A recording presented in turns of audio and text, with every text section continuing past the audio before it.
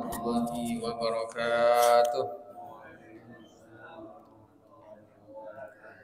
Innal hamdalillah nahmaduhu wa nasta'inuhu wa nastaghfiruh wa na'udzu billahi min shururi anfusina wa min sayyiati a'malina. May yahdihillahu fala mudilla lahu wa may yudlil fala hadiya lahu. Asyhadu an la ilaha illallah wa asyhadu anna Muhammadan abduhu wa rasuluh.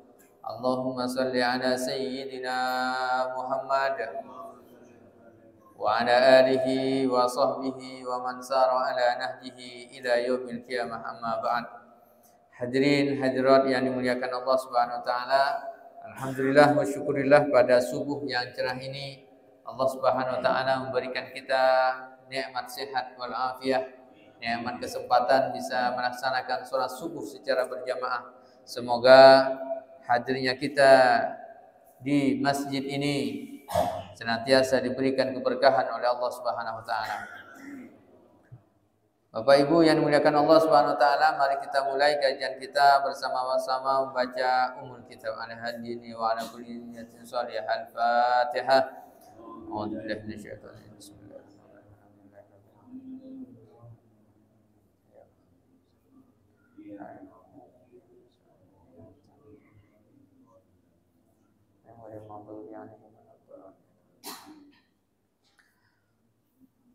Baik, kita akan lanjutkan kajian tafsir dari surah Al-Baqarah. Al-Baqarah, kita sampai pada 2 pekan yang lalu kita telah membahas surah Al-Baqarah ayat yang ke-62. Insyaallah pada subuh ini kita akan membahas sampai ayat 66 insyaallah. Bismillahirrahmanirrahim. Wa id akhadna mitsaqakum wa rafa'na fawqakumut tur. Khudhu ma atainakum biquwwatin wadhkuru ma fihi la'annakum tattaqun. Summa tawallaytum min ba'di dzalik falawla fadlullahi 'alaikum wa rahmatuhu lakuntum minal khasirin. وَلَقَدْ عَلِمْتُمُ الَّذِينَ اعْتَدَوْا مِنْكُمْ فِي السَّبْتِ فَقُلْنَا لَهُمْ كُونُوا قِرَدَةً خَاسِئِينَ فَجَعَلْنَاهَا نَكَالًا لِمَا بَيْنَ يَدَيْهَا وَمَا خَلْفَهَا وَمَوْعِظَةً لِلْمُتَّقِينَ. Bapak Ibu yang berbahagia, pada ayat 62 pertemuan yang lalu kita telah membahas tentang golongan manusia yang memilih agamanya. Siapa yang telah diselamatkan oleh Allah Subhanahu wa taala dan siapa yang tidak selamat di akhiratnya. Ya, di dunia yang dipilih agamanya apa? Itu sudah ada panduannya dalam Al-Qur'an. Nah, ayat ini wa id akhadna mitsaqakum masih menjelaskan tentang Nabi Musa alaihissalam ketika Allah Subhanahu wa taala memberikan atau melakukan perjanjian dengan Nabi Musa alaihissalam. Ini sempat juga kita singgung sebelumnya, di mana Nabi Musa alaihissalam mendapatkan perintah dari Allah Subhanahu wa taala untuk menerima wahyu, ya, dan berupa kitab. Nah, tempatnya itu di Bukit Tursina, At-Tur itu. Maka kemudian Allah Subhanahu wa taala pesankan, "Khudzu ma atainakum biquwwatin." Khudzu, pegang, ambil, pegang kuat-kuat apa yang telah kami berikan kepada kalian. Wadhkuru ma fihi la'allakum tattaqun. Dan ingat apa yang ada dalam pelajaran, nilai-nilai, ayat-ayat yang ada dalam kitab suci itu, la'allakum tattaqun, agar kalian bertakwa. Dan ini juga perintah ketika Nabiullah Muhammad SAW hijrah ke kota Madinah.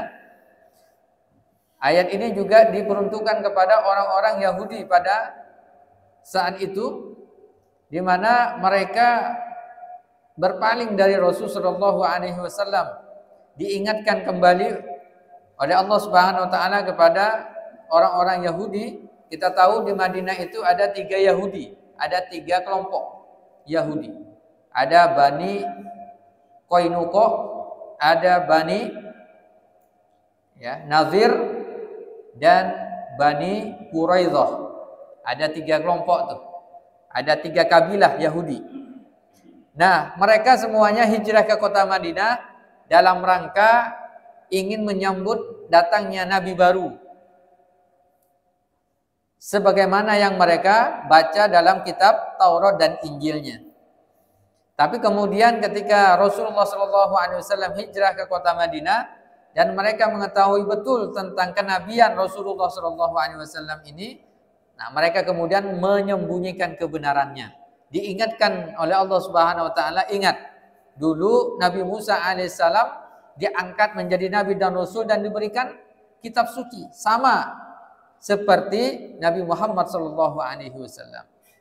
Maka ketika diberikan kitab suci, pegang betul. Jangan sampai kita malah lalai keluar dari jalur kebenaran.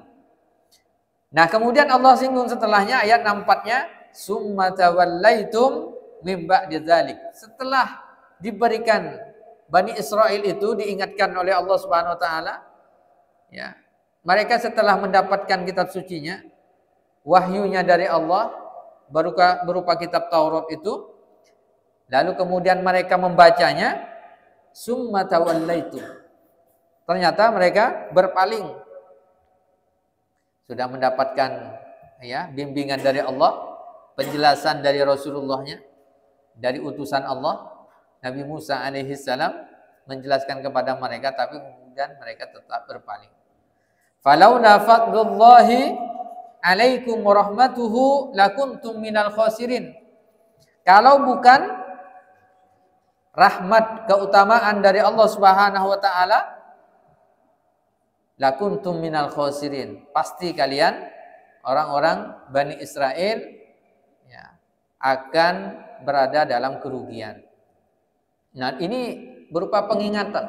Nah, kepada orang-orang Yahudi di Madinah pada saat itu diingatkan kembali oleh Allah Subhanahu wa taala, nenek moyang mereka, Bani Israel. Mereka mendapatkan kebenaran dan mereka melihat dengan mata kepala mereka sendiri kebenaran itu, lalu kemudian mereka tidak mau menerimanya.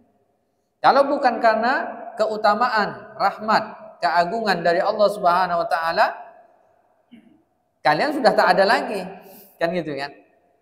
Nah, yang lebih hebat lagi di sini Allah Subhanahu wa taala mengingatkan kembali kepada orang-orang Yahudi, nenek moyang mereka, ayat 65-nya itu. Wa laqad alimtum, kalian telah tahu, mengetahui ceritanya tentang apa? Alladzina tadaw minkum, yaitu orang-orang yang telah melampaui batas dari Bani Israel. Melampaui batasnya apa? Fis sabati, pada hari Sabtu. Yaumus Sabat, hari Sabtu.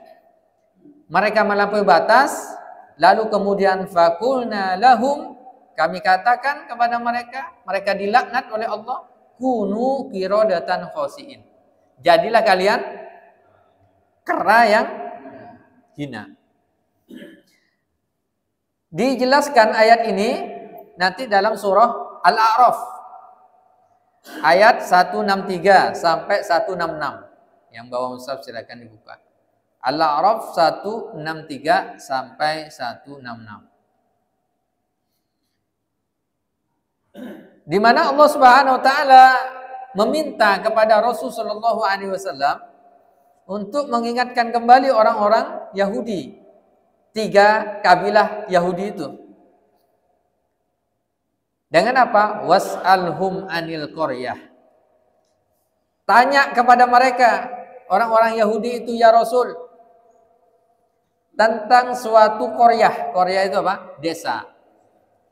Kanat hadiratal bahri, di mana desa itu berada di pinggir sungai, di pinggir laut. Ada sebagian ulama mengatakan desa ini namanya Ilah.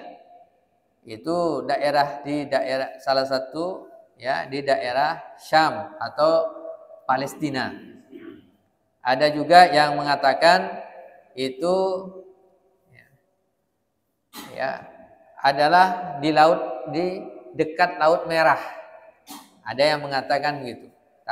Karena riwayatnya tidak secara ya jelas menyebutkan. Yang jelas di sini Al-Qaryah. Ya. Nah, pada saat itu sudah berpuluh-puluh tahun.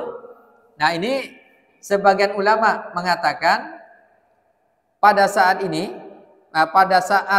diceritakan ayat ini, Qaryah ini terjadinya pada zaman Nabi Daud alaihi salam.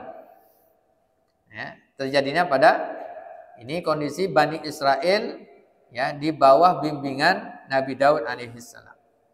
Nah, di satu kampung itu para ulama mengatakan jumlah Bani Israel totalnya 70.000 di kampung tuh. Berarti kira-kira berapa? Kecamatan tuh kira-kira. Ya, satu kampung nih, kampungnya banyak ya. Kalau di kita kampung kan sedikit jumlahnya. Nah, jadi 70.000 orang di kampung itu. Dan posisinya ada di tepi laut.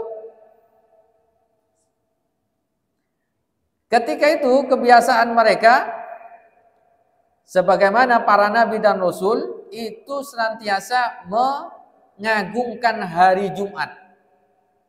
Jadi perintahnya dari Allah kepada para nabi dan rasulnya itu kan hari Jumat. Tapi kemudian mereka ini berbeda. Tak mau hari Jumat. Maunya hari Sabtu. Dikabulkan oleh Allah Subhanahu wa taala. Nah, kenapa pengagungan hari Jumat sejak zaman Nabi Adam sampai sekarang? Karena Allah menciptakan Nabi Adam alaihissalam ya hari Jumat. Allah menciptakan langit dan bumi hari Jumat. Dan nanti hari kiamat pun terjadi pada hari Jumat. Ketika Allah Subhanahu wa taala menceritakan tentang menciptakan langit dan bumi 6 hari fi sittati ayyam, sebagaimana juga ayat sajadah yang kita baca. Allah menciptakan langit dan bumi 3 hari. Dimulai dari Ahad, Senin, Selasa, Rabu, Kamis, Jumat. Nah, 6 hari itu, maka kemudian hari Sabtunya, ini kata mereka ini, Allah libur, istirahat, kata mereka ini. Dan kami ingin beribadah. Ya, ketika Allah santai. Oh, ini bahaya mereka.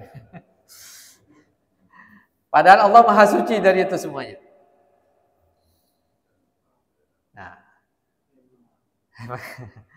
Nah, ketika itu maka kemudian diberilah mereka keluasaan untuk beribadah pada hari Sabtu. Ya udah, enggak apa, kan begitu kan? Hari Sabtu.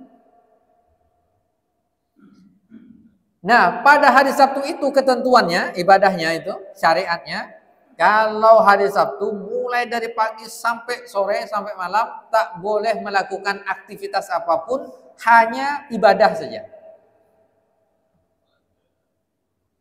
Tak boleh bekerja, tak boleh ngobrol, tak boleh, pokok ibadah. Hari Sabtu tak boleh bergerak keluar dari rumah.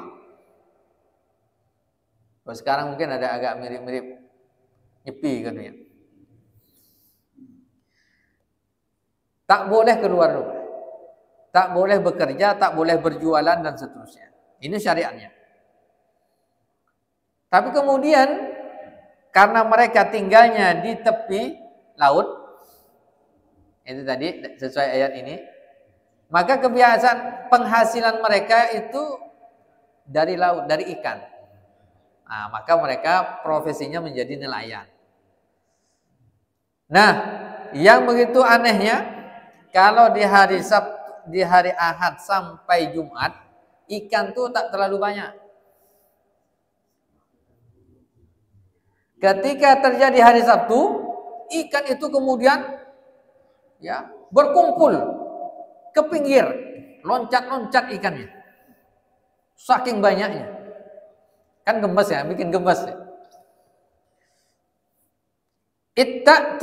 Idya'duna fis sabti. Dalam ayat ini, mereka ini telah melampaui batas pada hari Sabtu. Itta'tihim hitanuhum yauma sabtihim syurra'a. Jadi ikannya itu datang pada hari Sabtu. Banyak sekali menumpuk. Wa yauma la yasbitu. Nah ini. Apa yang terjadi? Apa? Ya kenapa ikan ini kok hari Sabtu lebih banyak? Maka kemudian dijelaskan oleh Allah, la kadzalika nabaluhum bima kanu yafsukun. Itu adalah ujian. Karena mereka telah melakukan kefasikan, banyak melakukan kefasikan.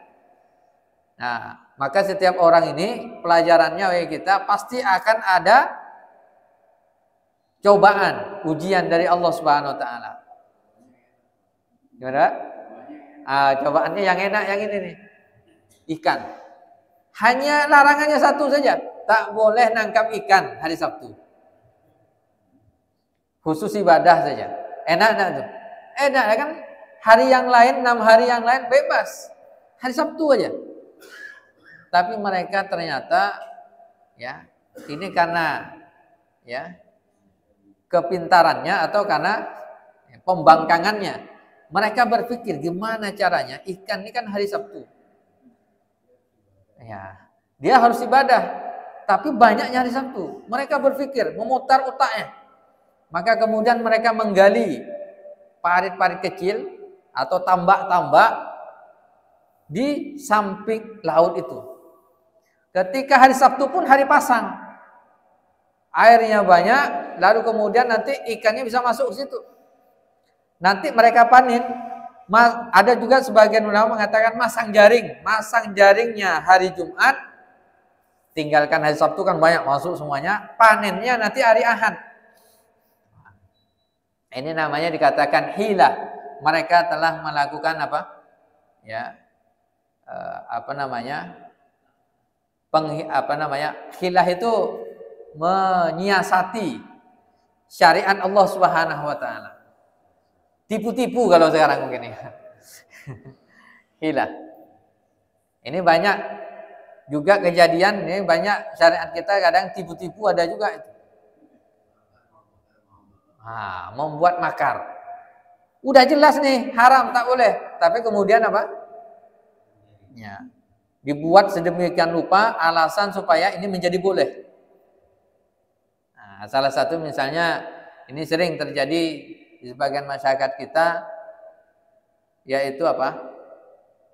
Orang yang pasangan suami istri talak bain, talak 3. Talak 3 itu kan tak boleh rujuk kepada suaminya, atau suami tak boleh rujuk pada istrinya setelah talak 3. Dia harus nikah dengan orang lain dulu. Nah, muncul hilah di sini supaya bisa nikah gimana? Maka dia cari orang, sang suaminya atau istrinya, udah nikah aja, tapi 1 jam aja ya, kayak gitu. Atau 1 hari saja, setelah itu nanti cerai, supaya dia bisa ini. Nah itu adalah hilah. Ini syariat Allah yang ya tipu-tipu saja. Allah Maha mengetahui. Nah itu salah satu contoh. Nah mereka ini membuat hilah. Ya Bani Israel ini bagaimana supaya tetap hari Sabtunya ini. Nah, ini ternyata cobaan. Cobaan Allah ini berat memang. Ada orang yang dicoba dengan harta. Ada yang dicoba dengan kekuasaan. Ada yang dicoba dengan umur panjang. Ada yang dicoba dengan kebahagiaan. Ada juga yang dicoba dengan kemelaratan. Itu banyak. Ini semuanya kita ini di dunia ini cobaan semuanya. Baik yang ya berupa kesengsaraan maupun kebahagiaan. Semuanya adalah cobaan dari Allah Subhanahu wa taala. Nabi Sulaiman dicoba menjadi raja. Ya. diuji oleh Allah Subhanahu wa taala. Begitu juga Nabi Yakub alaihissalam diberikan sakit dan seterusnya, itu adalah cobaan. Kenapa?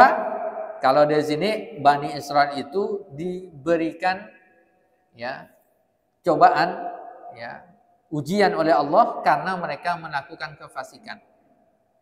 Sebenarnya kan tidak berat ini sebenarnya. Tak boleh nelayan nangkap ikan di hari Sabtu itu aja. Tapi kemudian mereka ya melakukan makar di sini. Nah, pada saat itulah maka Bani Israel terpecah menjadi 3 kelompok. Sebanyak 70.000 itu pecah 3 kelompok. Satu kelompok itu memang berusaha menangkap ikannya hari Sabtu. Awalnya membuat itu, kok tak ada. Karena sudah dijelaskan oleh nabinya, kalau nangkap ikan di hari Sabtu pasti kena azab oleh Allah, kena laknat. Lalu kemudian apa? Mereka membuat itu tambak di sampingnya, bikin jaring, lalu kemudian tak ada azabnya. Lama-lama ada lagi, makin ini lagi mereka tuh. Ya, semakin berani lagi. Maka kemudian dah 1-2 orang nangkap ikan. Oh enggak, ternyata aman kok, kan gitu kan. Lama-lama begitu. Sampai kemudian mereka lupa tuh dengan syariatnya itu. Udah nangkap aja, bebas aja, pokoknya bebas. Dari Ahad sampai Sabtu silakan nangkap gitu kan. Ini kelompok pertama. Kelompok kedua mengatakan masih beriman, jangan melakukan, nanti kena azab, kena laknat. Kelompok ketiga ini malah menentang kelompok kedua. Kalian tak usah berdakwah atau melarang orang-orang yang mau nelayan. Kenapa? Karena ya udah, kalau mau diazab nanti Allah akan mengazab mereka. Tak usahlah ya ikut campur. Nah gitu. Ya, ini 3 golongan Bani Israil pada saat itu. Pertama, melanggar syariat. Yang keduanya memperingatkan. Nah, yang ketiga ini menolak peringatan itu. Nah, maka kemudian ayat berikutnya, ayat 164-nya surah Al-A'raf itu, wa idz qalat ummatun minhum, ada sebagian orang di antara mereka, satu kaum, mengatakan, lima ta'izuna qauma, kenapa kalian ngasih nasihat kepada orang, kepada kaum yang mereka sudah melanggar aturan Allah?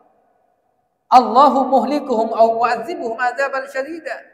Mereka itu sebenarnya nanti kena azab oleh Allah. Tak usahlah ya dikasih nasihat orang-orang seperti itu. Sebentar lagi dia kena azab oleh Allah. Nah, ini juga ternyata disampaikan ini ada hikmahnya.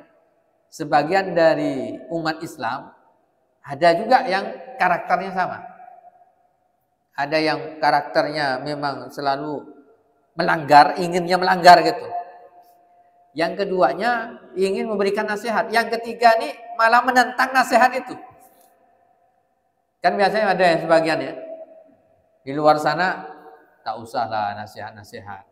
Iya, urusan dia lah. Dia melakukan penyimpangan, ya urusan dia. Kita tak usah ikut campur. Padahal itu adalah bagian dari maksiat yang harus ditegakkan, harus disampaikan. Lalu orang yang baik ini dari Bani Israel ini mengatakan, qalu ma'dziratan ila rabbikum wa la'allahum yattaqun. Apa alasannya kok memberikan nasihat amar ma'ruf nahi munkar? 2 alasannya.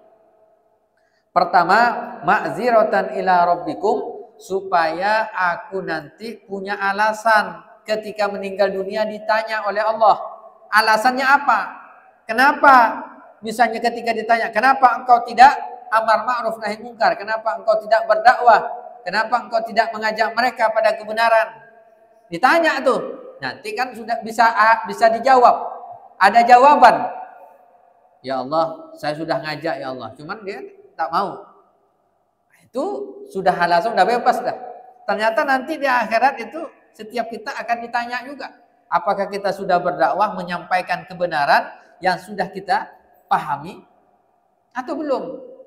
Nah, nanti ada alasan kalau kita sudah menyampaikan. Kalau belum menyampaikan nanti bisa kena, ya kena delik kan gitu. Atau yang kedua, la'allahum yattaqun. Kita nasihati aja, walaupun mereka ini menentang, tak apa-apa. Siapa tahu mereka dapat hidayah, dapat kemudian mereka nantinya bertakwa kepada Allah. Ini orang yang golongan kedua. Nah, maka ini juga dijadikan dasar dalil biasanya oleh para ulama untuk berdakwah. Sampaikan saja dakwah yang kita sampaikan. Yang masalah diterima atau tidaknya ini urusan Allah Subhanahu wa taala. Yang jelas nanti di akhirat kita sudah punya alasan, punya jawaban di sisi Allah Subhanahu wa taala. Falamma nasu ma dzukiru bihi. Nah, ayat setelahnya, ayat 165-nya. Ketika mereka itu lupa, udah diingatkan oleh kelompok kedua, lupa tentang syariat itu. Ini pelanggaran, nanti bahaya, nanti bisa kena azab oleh Allah Subhanahu wa taala. Maka kemudian mereka tidak menggubrisnya. Anjainal ladzina yanhauna 'anis-su'. Maka kemudian kami selamatkan orang-orang yang baik golongan kedua ini. Bagaimana caranya? Mereka akhirnya, kan satu kampung itu 70.000 orang pecah itu. Nah, jumlahnya berapa masing-masing wallahu a'lam. Tapi yang jelas orang-orang yang beriman tadi kemudian diperintahkan untuk membangun tembok. Bikin tembok, pokoknya orang-orang yang baik ini bikin tembok. Bikin tembok supaya nanti kalau turun azab mereka tidak kena. Akhirnya mereka bikin tembok. Tembok yang tinggi, ya. Supaya apa? Mereka tidak terkena azab. Mereka meyakini itu. Nah, ternyata benar. Berapa lama orang-orang semakin hari Sabtu itu melanggar aturan Allah. Yang sebelumnya malu-malu, bikin tambak. Kemudian setelah itu tetap menjaring, habis itu keluar rumah semuanya hari Sabtu. Kenapa? Berbondong-bondong, ikan makin banyak di situ, makin banyak. Orang yang baik ini semakin takut bikin tembok. Wa akhadna alladzina zalamu bi'adzabin ba'isim bima kanu yafsukun. Maka kemudian Allah Subhanahu wa taala suatu waktu kemudian menyampaikan, karena mereka sudah melampaui batas melakukan kefasikan ini, maka ayat Al-Baqarah tadi kunu qiradatan khasiin. Kena azab laknat oleh Allah, jadilah kalian kera yang hina. Diperjelas lagi dalam surah Al-Maidah ayat 60. Nah, silakan buka surah Al-Maidah ayat 60. Surah Al-Maidah ayat 60. Bagaimana mereka diazab, dilaknat oleh Allah Subhanahu wa taala ini? Qul hal unabbiukum bisyarr min zalika masubatan indallah. Qul hal unabbiukum bisyarrin min zalika masubatan indallah. Man la'anahu Allah wa ghadiba alaihi. Jadi orang-orang yang dilaknat oleh Allah ternyata bukan hanya dilaknat menjadi kera, tapi juga dilaknat menjadi babi. Yang dalam ayatnya Allah jadikan di antara mereka itu al-qiradata. Qiradata apa? Kera, wal khanazir, dan babi. Wa abadat tawud, dan mereka menyembah tawud, menyembah sesembahan selain Allah. Nah, ini para ulama tafsir kemudian mengatakan siapa yang menjadi kera, siapa yang menjadi babi. Nah, di antara mereka ini sebagian yang kelompok pertama dan kelompok ketiga ini, yang muda-muda di antara mereka jadi kera, jadi monyet, yang golongan tuanya itu menjadi babi.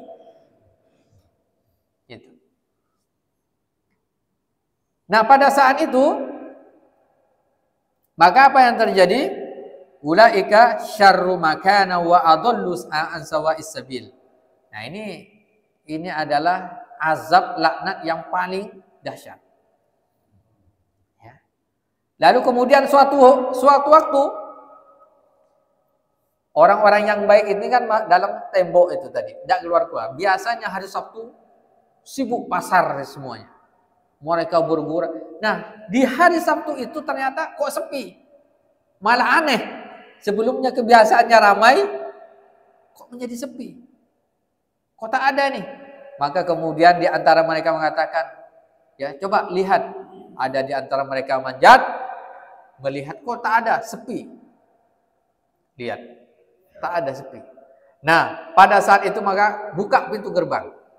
Setelah dibuka pintu gerbangnya, ternyata sudah berkumpul di depan pintu gerbang itu para monyet dan babi. Mereka ini dikatakan oleh para ulama mengetahui, monyet dan babi ini mengetahui saudara-saudaranya yang ada di balik tembok ini. Mana iparnya, mana ibunya, bapaknya, mana ininya, tahu dia. Dan mereka semuanya, kera dan babi ini menangis.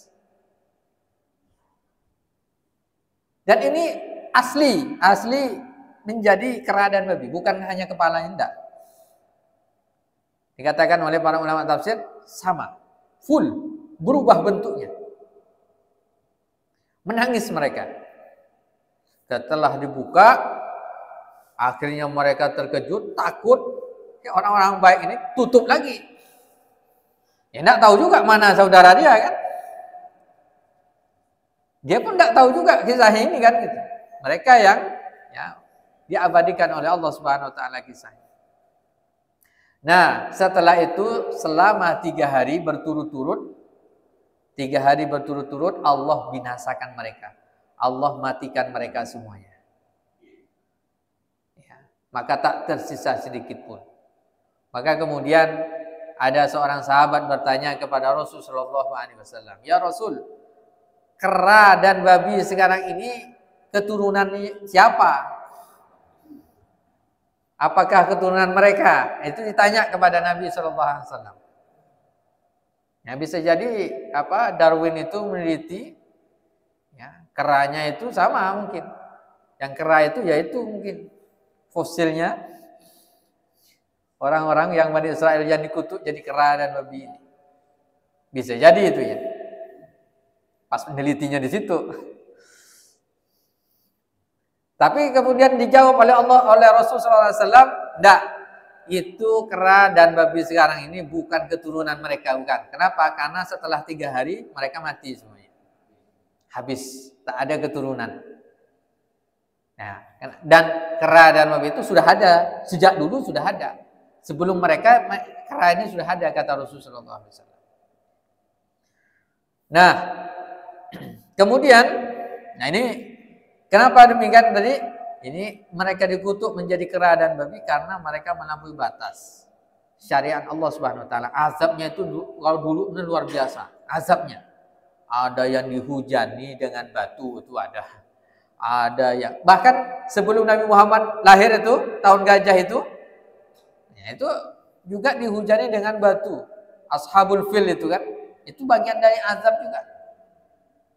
Nah, para sahabat kemudian bertanya, "Ya Rasul, apakah ada orang yang nanti di akhir zaman itu bisa berubah bentuknya juga?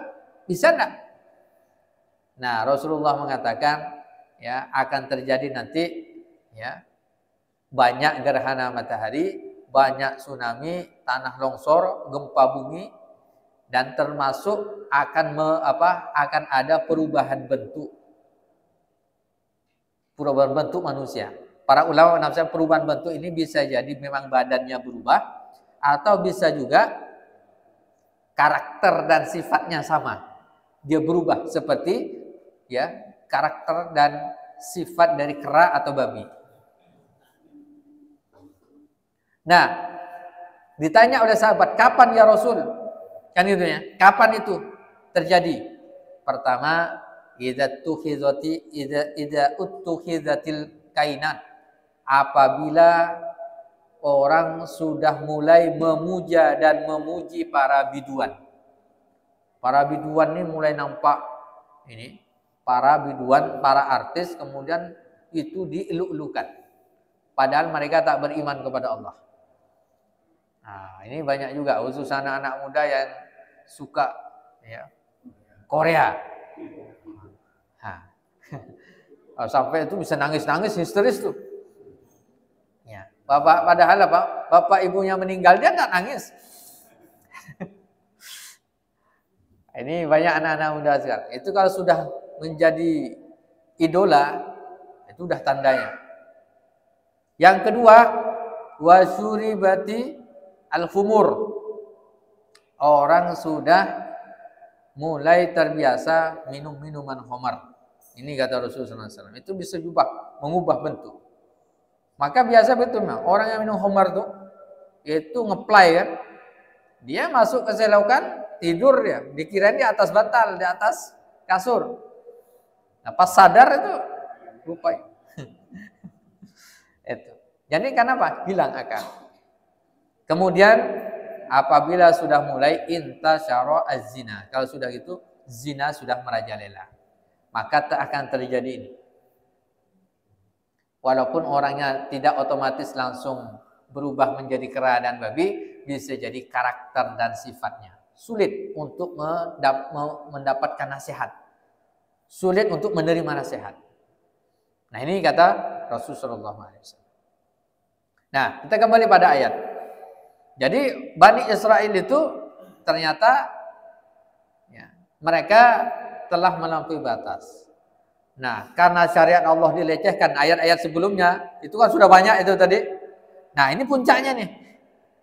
Lalu kemudian mereka ya, dilaknat oleh Allah menjadi kera dan babi. Ini luar biasa ini. Nah, maka ya mudah-mudahan ya kita semuanya bisa mengambil iktibar dari Bani Israel. Maka banyak sekali Bani Israel itu diutus Nabi dan Rasul. Kenapa? Karena yaitu ngeyelnya itu sangat luar biasa gitu. Ngeyel terhadap Allah, Rasulnya. Nah, Bapak Ibu yang dimuliakan Allah Subhanahu Wa Taala. Nah, ini kemudian ayat terakhir, faja'alnaha nakalan lima baina yadayha wa ma khalfaha wa mau'izatan lil muttaqin. Maka kami jadikan yang demikian itu peringatan. Jadi kisah-kisah itu yang Allah sebutkan sebagai peringatan bagi orang-orang di masa itu dan di masa yang sekarang ini kita yang membacanya. Bagi orang yang masa lalu dan orang yang datang kemudian. Serta juga menjadi pelajaran bagi orang-orang yang bertakwa.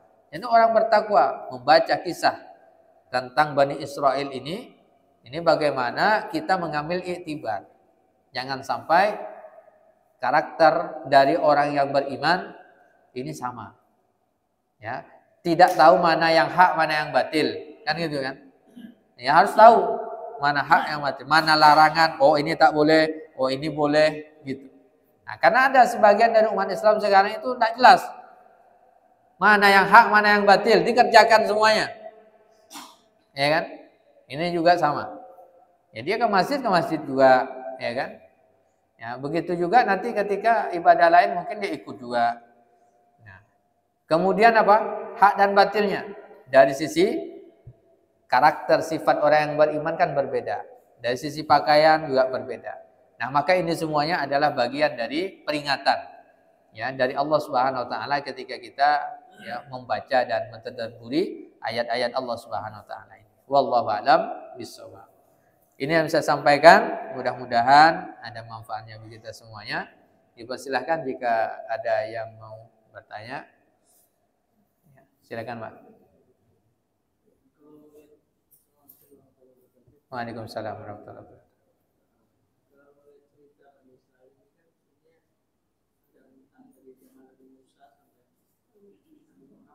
Ya.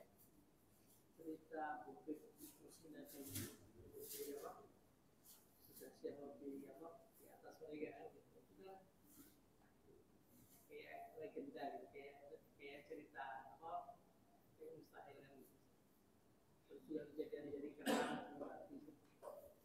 itu ketika Bani Israel itu kan menjadi legenda kan, turun-temurun dari generasi ke generasi. Nah, dengan adanya ayat ini seolah-olah menegaskan kembali bahwa legenda itu jadi peringatan ini menjadi peringatan bagi generasi yang sudah khususnya Bani Israel kan. Apakah maksud saya bahwa kejadian kita pun di masa lalu pun apa yang dikisahkan Al-Quran ya harus kita imani kan gitu. Iya. Artinya Nabi sampai bertanya apa nanti jadi kerannya apakah itu keturunan dari Ibrahim. Nabi saya menjelaskan sedetail itu kan gitu. Ini menegaskan bahwa kejadian di masa lalu dari Nabi Adam sampai kita sekarang ini berarti dia semacam mengulang lagi. Iya. Iya. Apa hikmahnya? Iya, betul. Jadi sepertiga dari ayat Al-Quran ini banyak menceritakan tentang kisah-kisah, cerita-cerita umat terdahulu, sejarah, ya, menceritakan tentang sejarah. Itu sepertiganya. Nah, ini dalam rangka apa? Kalau ada sejarah yang disampaikan dalam Al-Quran, itu pasti 100%, itu pasti ada pengulangan. Ada pengulangan sejarah. Walaupun mungkin modelnya agak berbeda. Ya. Tapi posisi itu akan selalu ya ada dirasakan dari masa ke masa setelahnya. Itu pasti. Kalau ini disampaikan kisah ini di dalam Al-Quran, khususnya umat Nabi Muhammad SAW, pasti di antara umat Nabi Muhammad ini ada yang melakukan itu. Nah, maka ini kemudian harus menjadi iktibar ya bagi orang-orang yang beriman. Maka itu memang poin pentingnya supaya orang beriman. Maka disebutkan ayat pertamanya Alif Lam Mim Dzalikal Kitabul La Raiba Fihi Hudan lil Muttaqin. Petunjuk dia. Petunjuk dalam syariat, petunjuk dalam hidup, ya kan? Petunjuk dalam keluarga, petunjuk dalam beragama dan seterusnya. Nah, baik yang berupa nanti perintah, larangan atau cerita-cerita yang di situ mengandung perintah dan larangan juga. Nah, itu. Maka disebut dengan syar'u man qablana, syariat umat terdahulu. Nah, ini memang pelajarannya di situ. Disampaikan supaya menjadi iktibar pelajaran bagi kita semuanya. Wallahu a'lam bishawab.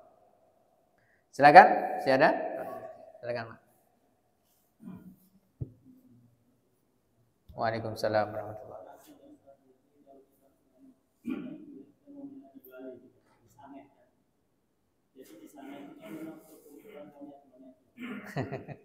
Oh itu ya, ada ya.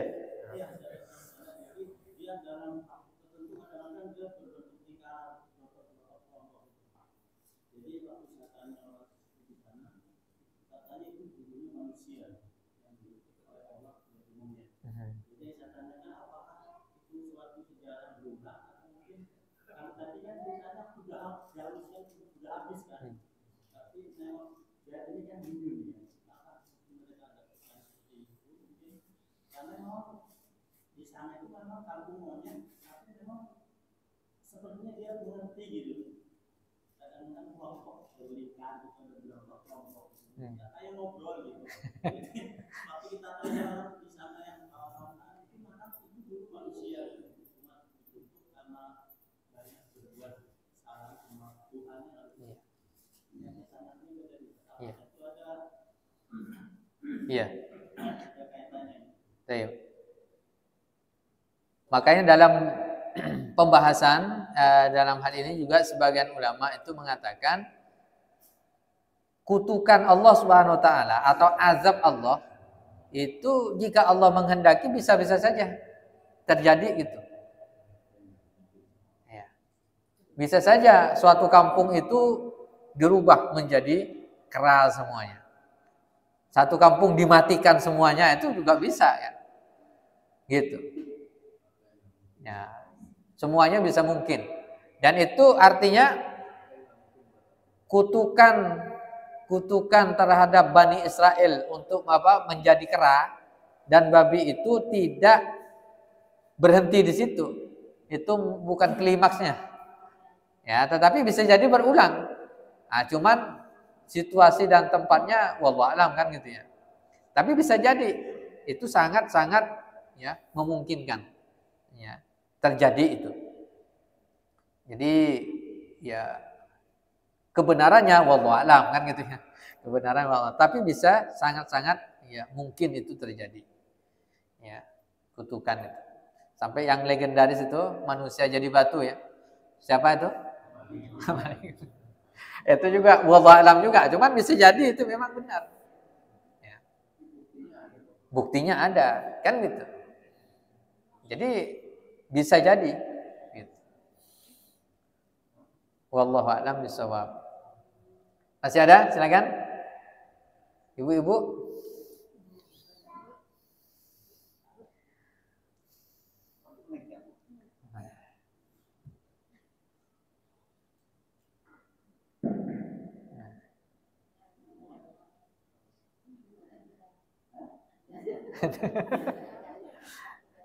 Ya. Ya.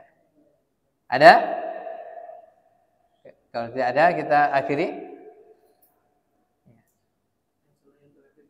Iya. Apakah malah justru bisa menciptakan kepercayaan lagi? Artinya begitu. Jadi tadi kami menegaskan bahwa setelah 3 hari ketika dan ada lagi yang dimatikan. Artinya memang kembali pada pelajarannya saja. Tapi kalau masih diyakini seperti bahwa dulu adalah golongan yang dibutuhkan dari media, itu artinya malah justru menciptakan satu keyakinan baru dan malah sesat. Gimana? Iya. Kalau kita meyakini jangan melakukan penyimpangan, kalau melakukan bisa dikutuk jadi kera. Itu tidak apa-apa itu.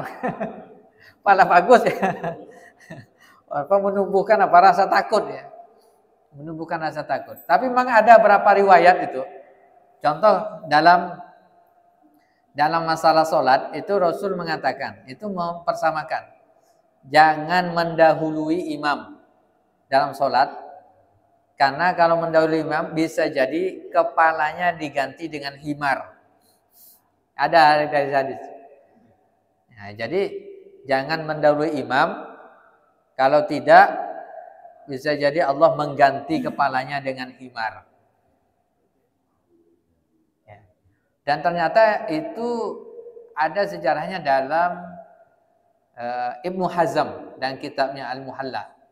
Jadi beliau pengarang kitab Al-Muhalla itu menjelaskan pada masanya itu, ketika dijelaskan seperti itu, ternyata ada orang pemuda yang mau ngetes, masa cuman dalam masalah sholat saja, gitu, itu bisa ancamannya kera, benar tak gitu, mempertanyakan itu.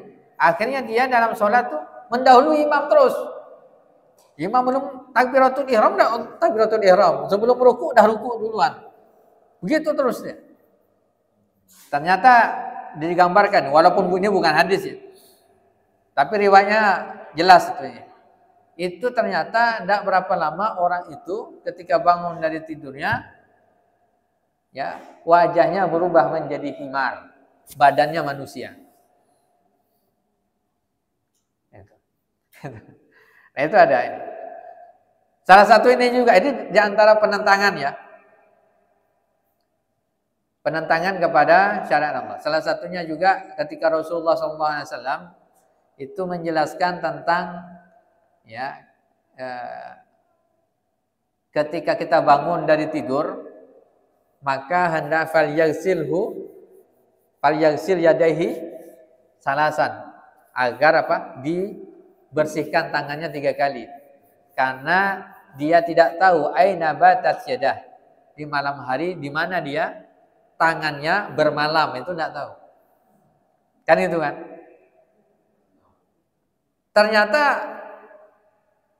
ada seseorang, ya, itu setelah masanya,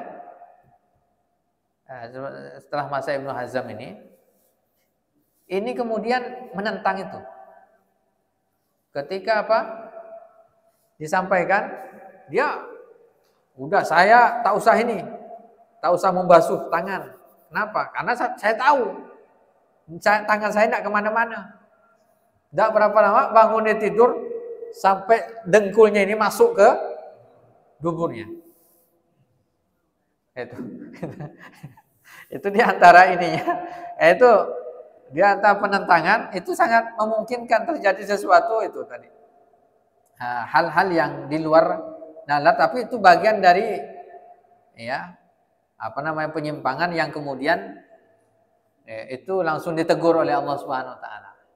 Nah, ada yang memang dosa-dosa, ini diantaranya ada dosa-dosa yang kalau dikerjakan itu langsung dibalas oleh Allah di dunia. Itu ada. Ada yang ya dibalas di dunia, di akhirat juga dibalas, itu ada. Ada yang dibalas di akhirat saja. Nah, salah satunya pembalasan itu di dunia itu ketika orang durhaka pada orang tua, itu disebutkan dalam hadis. Durhaka pada orang itu langsung dibalas, langsung kontan. Gitu. Yang keduanya itu ketika perzinahan merajalela, itu tadi ada 10, ada 15 penyimpangan kalau dilakukan maka balasannya langsung di dunia. Nah, itu salah satu azab, bentuk-bentuk azab. Nah, jadi ketika kita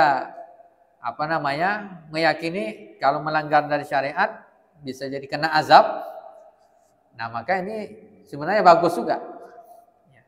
Walaupun tidak serta-merta ini bisa jadi kenyataan ya. Tapi kalau dimunculkan rasa takut ya dari siksa Allah, maka itu sangat penting untuk kita hadirkan dalam hati kita. Wallahu a'lam bishawab. Masih ada?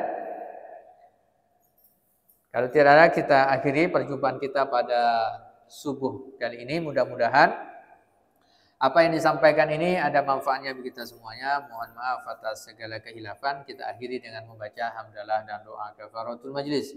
Alhamdulillahirabbil alamin. Subhanakallahumma wa bihamdika asyhadu an la ilaha illa anta astaghfiruka wa atubu ilaika. Assalamualaikum warahmatullahi wabarakatuh.